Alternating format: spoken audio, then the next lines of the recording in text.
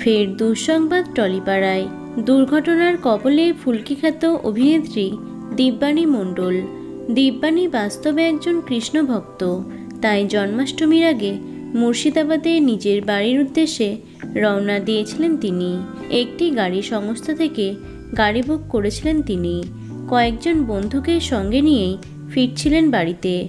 তবে নৈহাটিতেই ঘটে গেল মারাত্মক দুর্ঘটনা।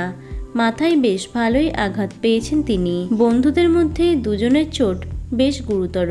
ইন্ডিয়ান এক্সপ্রেস বাংলাকে দিব্যানী জানান, আমরা ভোরবেলা গাড়িতে উঠেছিলাম। শুটিং করে ক্লান্ত ছিলাম বলে ঘুমিয়ে পড়েছিলাম।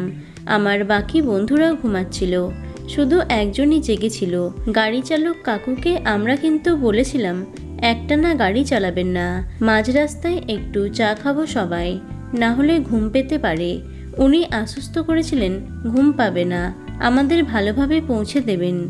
কিন্তু উনি তন্দ্রাচ্ছন্ন হয়ে পড়েন। সামনে একটা মিনি ট্রাকের সঙ্গে জোরে ধাক্কা মারেন। আমরা কিছুই টের পাইনি।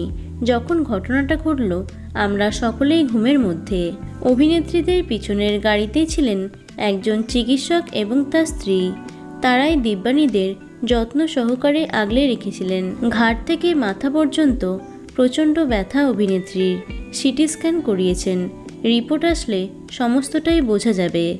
অভিনেত্রী বলেন, কৃষ্ণ ঠাকুরের কাছে আসছিলাম বলেই হয়তো বড় বিপদের হাত থেকে রক্ষা পেলাম। শরীর অসুস্থ থাকলেও জন্মাষ্টমীতে উপোস করেছেন দিব্যানী। প্রতিবারের মতো এবারেও তার বাড়িতে বিশাল আয়োজন। আগামীকালই আবার কলকাতা ফিরে শুটিংয়ে যোগ দেবেন অভিনেত্রী। তো বন্ধুরা, ভিডিওটি এইটুকুই। টলি দুনিয়ার অন্যান্য খবর পেতে চ্যানেলটি সাবস্ক্রাইব করতে পারো। ধন্যবাদ।